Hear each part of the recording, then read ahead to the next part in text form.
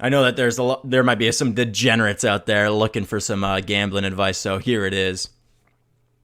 And all these bets are based off of Bodog's betting lines and point spreads and all that good stuff. So Denver is a 2-point dog to Chicago. Only a 2-point dog. Now they are in Denver, but I mean, and it is worth noting that Vic Fangio, new head coach of the Denver Broncos, is the former DC from Chicago.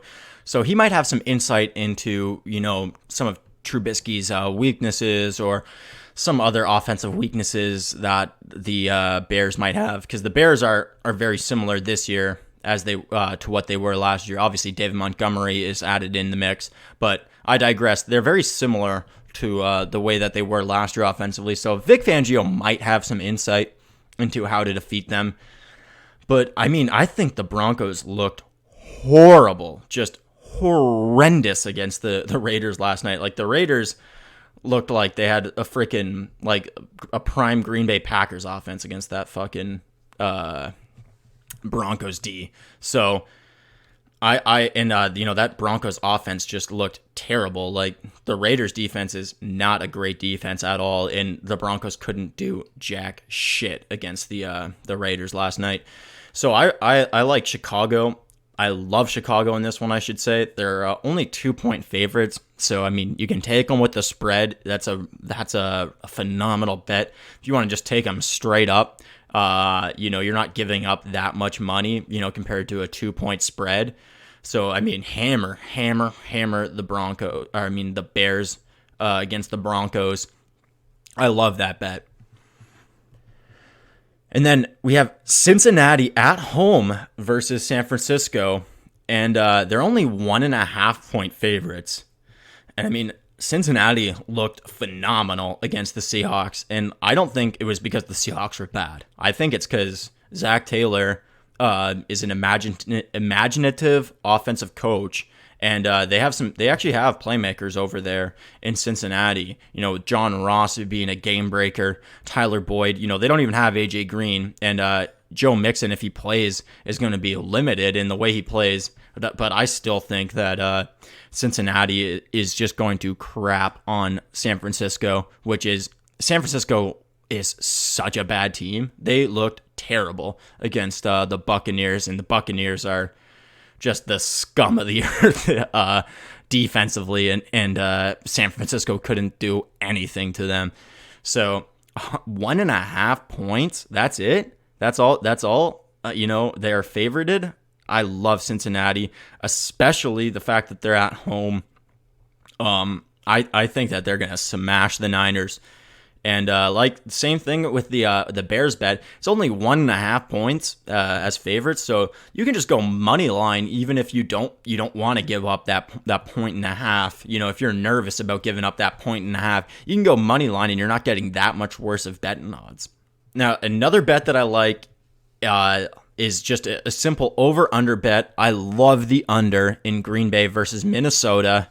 The over/under is set at 44.5 points.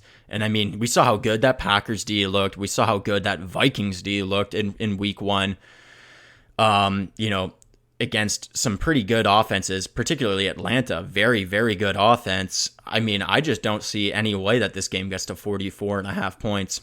This is going to be a 17-20 game at best, I think, scoring wise, which equals 37 points, well under the 44.5. I think you should hammer the under on that one. Just hammer it. Big bet on that. I love that bet.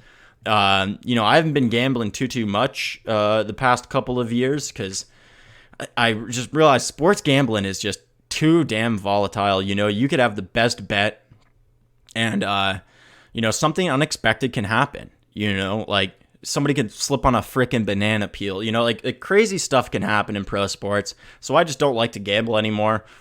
But looking at odds and to try to make this segment of the video, when I saw 44.5 points for that game being the over/under, man, like that makes me want to get back into gambling. I want to put a couple $100 on that. Like that seems like gimme easy money. And here's the last bet that I have for week 2. It's the Saints versus the Rams. Saints are 3-point favorites. Like I said, I'm all out on the Rams this year. I think they're poised to have a Super Bowl hangover. I didn't think they looked good like in week 1, because I didn't think the Panthers were were looking very good at all. And the Rams only narrowly got away with the victory in that one. I'm not usually a guy who buys revenge game narratives, but I think Sean Payton is the kind of guy where you want to buy the revenge game narrative. And after what happened in the NFC Championship game last season, I think the Saints are going to come in here looking to put the wood to the Rams, and I expect them to do it. The Saints looked really, really good last night in the Monday Nighter, and I think that they're going to just smash the Rams. They're 3-point favorites. I definitely love them to win straight up money line. 3 points.